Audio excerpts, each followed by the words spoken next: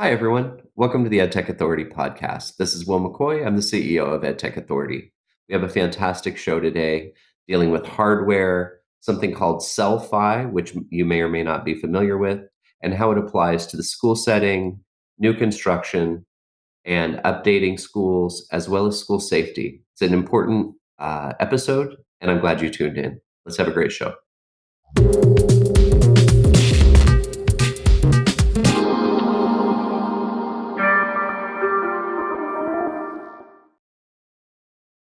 Hi, everyone. I'm excited to have you here today. We have a phenomenal show planned with the president and CEO of Nextivity. Nextivity is the provider of a service, a product called Cel-Fi, which we're going to learn a lot about today. And I'd like to welcome Werner Sievers to the show. Welcome, Werner. Thank you so much, Will. Great to be here. Oh, thanks. So this is new territory for me, and I'm looking forward to learning a lot from you. Before we jump in too deeply, would you mind sharing your background and your bio with us? Since the day I left school, really, I've been in communications of some description or another. And of course, in the earlier days, they were more focused around wireline and what the banks and industrial organizations and governments were trying to leverage limited bandwidth, wireline, copper, no fiber, no wireless. And that's really where my sort of journey started. And then the very beginning days of cellular is where I realized that wireless really needed to be, or was where it was at, or was going to be where it was at. And that encouraged me to sort of do a somewhat of an about turn, but the principles of communications, of course, are the same. And so that led me on a journey of consulting to a number of carriers, mobile network operators, and finally, at a reasonably modest age, I sort of founded my first company, and then that just became a natural trajectory to found companies that could create sort of leading edge value adding, significantly value adding propositions. Build them, and then normally find a suitor of sorts, and then take somewhat of a sabbatical, and then get bored and move on to the next one. Yeah, this one hasn't boring, and it's the one that I've been at the longest. So Nextivity is actually probably my anchor venture, and it's been the greatest learning curve, I would say. So certainly the longest tenure, and been a very anchoring experience. Very good. So tell us a little bit about Nextivity and Cel-Fi, if you would, so that we have a strong understanding of the products that you have, and then we can start talking about the benefits to schools. So Nextivity was founded in 2006, and primarily to address the difficulty or the quandary associated with in-building communications, and in particular, cellular communications. Now, we are a general communications or wireless communications company, so wireless in general, but cellular specifically. And of course, the big difficulty has always been that most operators have never been able to raise enough money to build networks that would be equivalently performing inside buildings as opposed to outside buildings. And that's the dilemma that we come to the table to address, and we believe serve more than adequately well. So founded in 2006 in San Diego, as part of not as part of it, but drawing from some of the engineering talent of a prior company that was acquired by Broadcom Corporation. All wireless experts in their own sort of field, and that led us to Cel-Fi, really looking towards a new generation or new horizon, sort of in building cellular communications. Well, and you're able to retrofit, if I understand correctly, you're able to retrofit and work within spaces and buildings that haven't traditionally been successful in receiving service. Is that correct? That's true. So we span the gamut of working with the engineering and architectural firms early on, planning new buildings. But of course, the biggest market today still is in the retrofit scenario, and where older design materials and techniques and philosophies and architectures have been applied. And some of those buildings are pretty difficult to equivalently service, put it that way. You use them spottily, But you end up with many, black holes and just many areas that are very difficult to service in hospitals, particularly in and around operating theaters, in normal enterprise environments, in bathroom areas. These are all made of mirrors, are made of materials. Ceramic is more difficult for signals to penetrate than drywall. So the building itself, the nature and the personality of the building actually becomes a significant barrier to being able to uniformly distribute signals in a manner which gives an equivalent fairness of user experience to everybody in that building. Right. At my last position, I was the CEO of a nonprofit in the Presidio in San Francisco, and beautiful architecture, Yeah. amazing brick Mm. buildings, and some of the most horrible signal ever. You would see people leaning to their windows. You would see people leaning out their windows, walking the neighborhoods, simply because the signal was not any good. And Right. so I completely understand. For 2 years, we lived with that challenge. As a superintendent, moving further back in my career, there are safety issues related to the ability to get proper cell signal. And having developed apps related to school safety, unfortunate instances, of course, with school shootings and things of that nature, the ability to get cell signal through consistently throughout a school's campus is critical. It's mission critical, wouldn't you say? I would. I would. And if you really go back to the very beginning, the way we used to describe what we do is we would say, imagine a cell phone tower out in a field, and you're standing within, 20, 30 yards of that particular cell tower. That would be a very good location to get ideal service.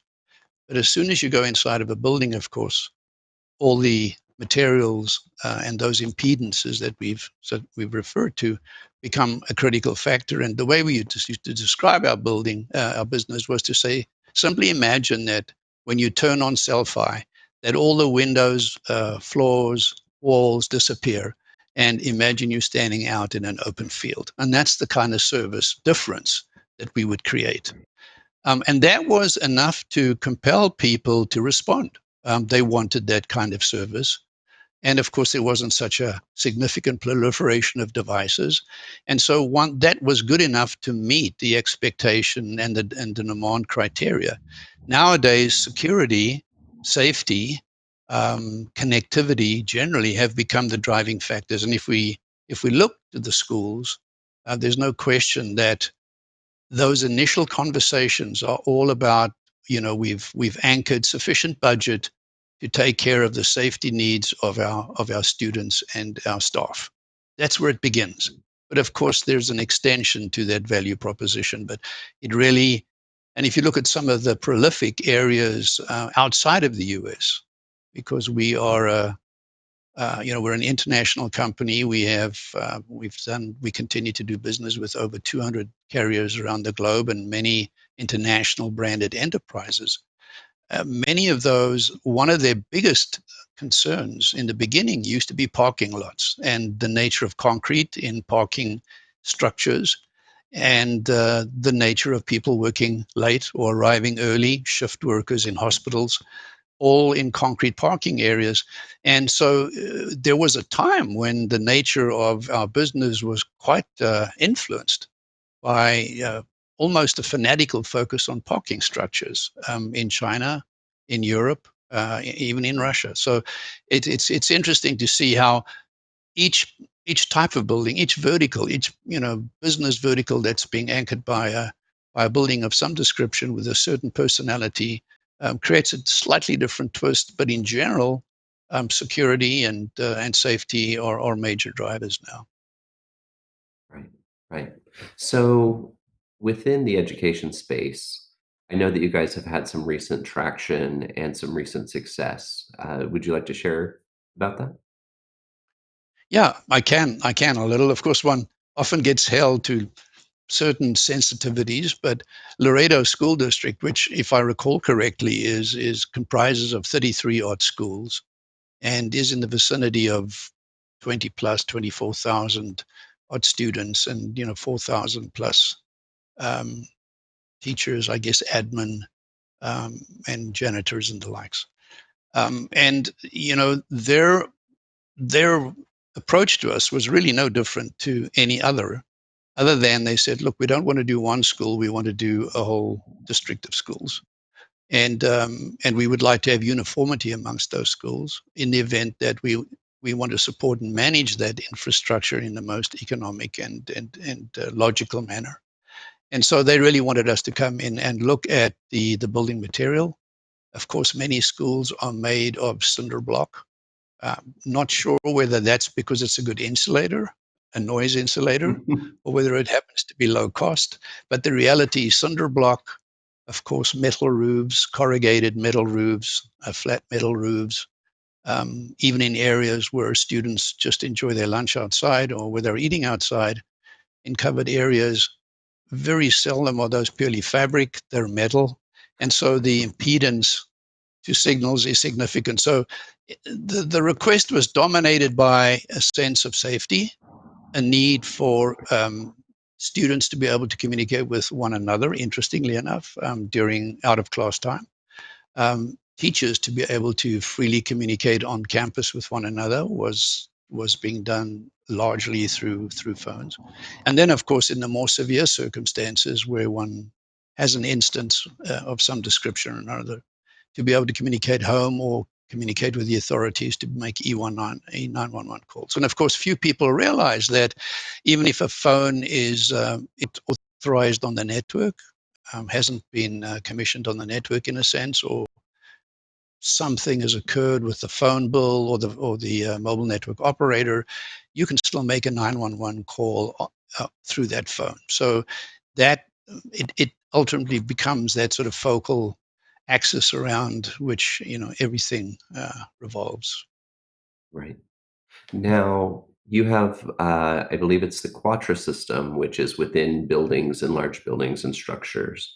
Then you also, I'm thinking about our audience, and we have teachers who are at home, and we have, students that are at home. You have products to assist with cell reception for the home as well, don't you? We do. I mean, just to follow up a little on the school side, something perhaps I didn't highlight is that the added value over and above having coverage for safety reasons, the nature of the school dynamic today and what we use cell phones for in terms of campus retail and multiple levels of authentication. When you're getting SMS message authentication for some purpose, some purchase, something like that. Um, Even Wi-Fi redundancy, because of course cellular, even though it's not perfect and it's not omnipresent, irrespective of what perhaps a service provider might suggest, there is a bit of magic in wireless, and it is subject to nuances, let's say. There are these other uses, as I've mentioned, and having a redundant factor to Wi-Fi, because obviously most schools try and provide, um, you know, high bandwidth, uh, pleasing levels of Wi-Fi service to their students.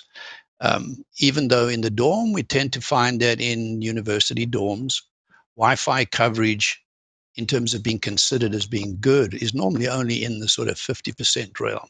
Libraries are in the vicinity of 76% realm. And of course, the worst areas are in the gyms, or perhaps out in the open sort of free space areas. So the reality is there that while safety becomes the initial motivation, there are all these other built-in being connected value adds that are Right. just reflective of how we behave today and what we do today. So that sort of translates into, well, where else does our product fit? Which other markets do we address? Not only the education vertical, or the health services vertical, the hospitality verticals, but in fact, some of the homes are significantly compromised. The larger homes, the really larger homes, both domestically and internationally, need to be fed with a Quattro system, just because one needs to have the should should we say the intensity of processing, and the ability to utilize Cat6, which really gives us much more capacity and bandwidth, which does require an installation. So a large home on a cliff somewhere, on the Pacific somewhere. There are many of those that are served by Quattro systems, and they need Quattro because of its ability to really uniformly service the connectivity needs of quite a diverse realm of architectures. Within homes, more modest homes, one can be less dramatic about how you go about servicing those needs. And so we have a product by the name of Go, we have a product by the name of Duo, we have a product by the name of Pro for international. And these are products that can be more readily self-installed by either users, or in some instances, if they're needing to put up an external antenna, a service provider like of the ilk that would come and install a satellite dish, for example, could provide that sort of external antenna connectivity. So the answer, yes, we do many homes, and in fact, T-Mobile, as a rule, has benefited significantly, or T-Mobile subscribers in their homes Mhm. have benefited significantly from a particular program that they launched with a Cel-Fi product. Great, great. Now, Cel-Fi is not tied to any particular provider, correct? It works with any of the major providers? So that's the funnest, the most appealing question for me to answer. For one to be the best at what one does in the wireless space, you almost have to discriminate. And I don't want this to come across incorrectly, but by discriminating and being careful about how you focus specifically on each and every individual carrier, and then assembling them together in a multi-carrier offering, you're able to give each carrier the maximum presence, uniform presence in an in-building environment. So when we originally came to market, we were very clear. The FCC had certain rules about what you could do or what you couldn't do if you were just being indiscriminate. If you were being discriminate, in fact, just picking T-Mobile because it was a product that was subsidized by T-Mobile, for example, and why would they want to service the needs of other subscribers? Um, we were to have privileges. We could give our customers and our users privileges and improve performance, which you couldn't do under the FCC mandate if you were being indiscriminate about how you applied your Okay, technology. So we came to market with a very deliberate focus and saying that we want to be able to maximize our product's benefit to each and every single operator.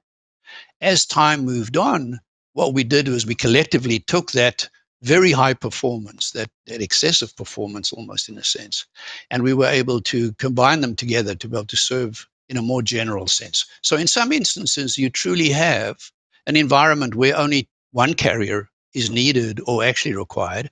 In certain environments, you only have two.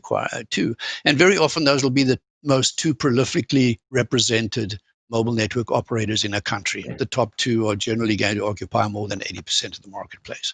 But there is a growing tendency to have products that will have all operators, and as I say, importantly, and that's where we differentiate ourselves, on an equivalent basis. So we will always seek out the best attributes in terms of which base station we lock onto or identify, and then give every subscriber for every independent carrier the same benefit as we would for any other.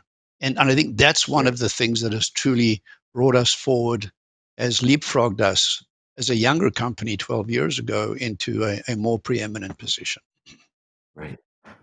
And okay, thank you for that. That's what a wonderful thing to be able to say about your approach to business. That we don't hear that from everyone, Werner, and so that's a fantastic answer. Thank you very much. So you've talked about the success and the growth. Where you are with your company right now, what are the things that keep you staring at the ceiling at night, or those challenges that you're still puzzling with? Wireless is a very rapidly moving frontier. There are so many modulation schemes, there are so many bright people, there's so much money being invested in ideas and technologies generally. And so it's difficult for a smaller company. We're not a gargantuan company by any means. We're well represented internationally. Our product is experiencing a tremendous growth in terms of recognition and adoption, but we are still a 100-person company. And, that puts us in the small category. So it's what keeps me awake. Having the foresight, having the ability to try and stay just ahead of the curve. Now, that's both the technology curve and also the expectations and the applications that our partners want to serve and or our end customers want to benefit from. So I think matching the movement or the speed of the technology to the adoption of the technology, because smaller companies can't come out 25 years in advance of being able to make money out of an idea or a technology. So there's a harmony required there, and revenue remains an important part of our growth. So at the end of the day, it's really managing the technology speed with where the market is and what the expectation is from the customer base. I would say that's a very big deal. People in our space are still a rare commodity. So there was a time not that long ago, 20 years ago, when wireless people literally walked around in university gowns and caps. I mean, they were that sought after. They were that prolific in their, perhaps not even in their own minds, but they were truly prolific. That has changed. However, the growth is significant. That the technology skill set, the pool that one draws from when you're trying to build a company is quite limited. And so finding people, um, securing them, keeping them in a motivated and inspired environment, building trust relationships where they're able to serve your end customers the way they would wish to be served, building that human skill and that human base of integrity, I think is a real keep you awake at night thing. Because as your brand becomes more recognized and as the company grows, there is a risk that you lose people simply because they become associated with success, a brand, and of course they learn a lot. And so maintaining that sort of humanness firstly, and then that human skill set is something worthy of being kept awake about. Wow. So you've been at the founder stage, you've grown companies, you've been through the cycle a few times now. Many of our audience members are new entrepreneurs in the technology space. So, in addition to the great advice that you just provided, is there another nugget of information or a pearl that you can throw our way related to being a technology founder, just advice for an entrepreneur? There certainly are. One one thing is, a person is not an island, and as I've suggested, I won't say surrounding oneself because that almost seems too glib, but associating closely with people that have similar values and have similar perspectives in terms of where the technology is going is a key attribute. So partnering, I would say generally, under the general sort of consensus of partnering with individuals, but also partnering with companies. It's very difficult for a young, underfinanced perhaps, or even well-financed young company, small company, to be a vendor to a large corporation, to Google, Right. to a school district. The, the differential is so great at so many levels that you need to be wise and perhaps a little less arrogant than one can be when you're younger, and accept the fact that smart, carefully thought through partnerships, again, without being trapped into partners for the sake of partnering, I think is really, really sound advice. And knowing that you should design intent should be for the longer term. I think having done this now a number of times, when I've studied in seeing an outcome, an exit being money, being compensated, um, I've noticed how things haven't quite played out the way one would want. And when you're younger, success perhaps is governed by the exit, the magnitude, the prolific sort of public nature of an exit. I think to have the maturity to realize that it's quite a responsible job. You take on customers, they pay you, and you develop relationships, and they develop dependencies upon you. Your employees develop dependencies. To have a sort of a maturity and intent in terms of where you're taking your company makes a big difference in terms of how you go about managing it and how you go about growing it and how you go about not falling into some of the very obvious traps. Raising money with the right partners. When I say the right partner, sometimes one is you can't always pick and choose your financial partners for all the reasons are well understood. But having the ability to be discerning about who you're going to partner with and perhaps what their expectation ultimately is of you and your company, those matching those things makes a big, big difference to the outcome. It really does. Absolutely. So now we've talked a lot about work. What about the work-life balance as a CEO? I'm glad you giggled because I feels, it's a different answer for everyone, absolutely. But what does that look like for you in your position, finding that balance? Living in San Diego sounds like a great start. But for you, what does that look like, Werner? Well, I'll be honest and say that I think during that startup, I've probably failed every.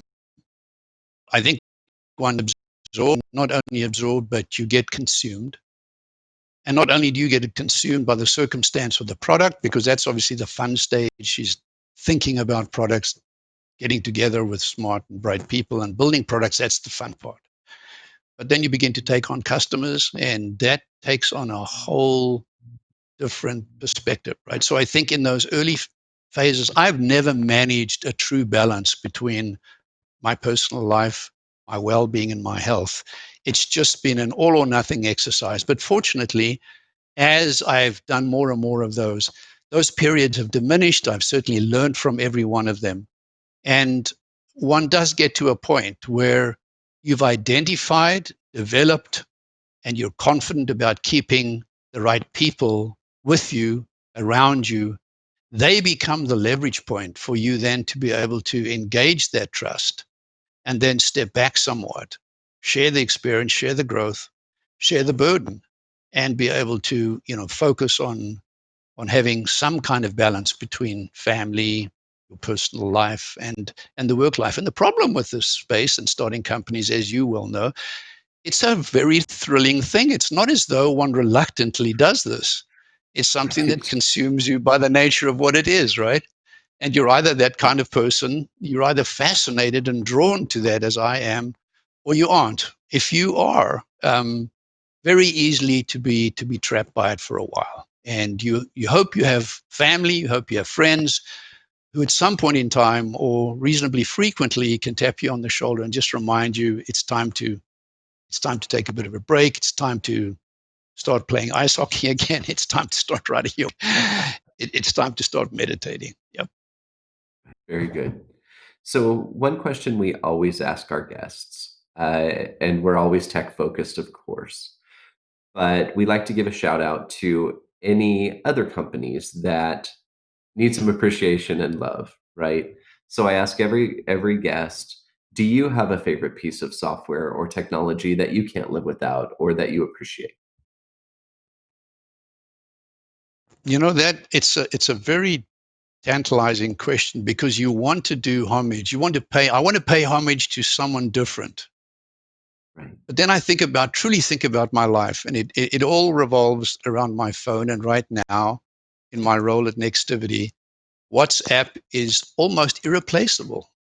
I have so many international customers, employees, sales team members.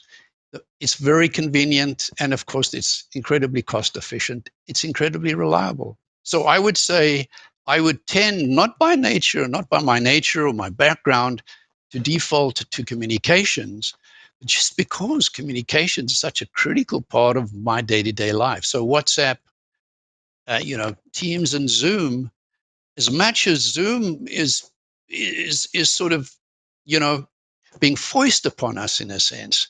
The others have developed more naturally, and certainly with WhatsApp, it's turned out to be an incredibly useful personal and business tool. And personal, still have many family members outside of the United States.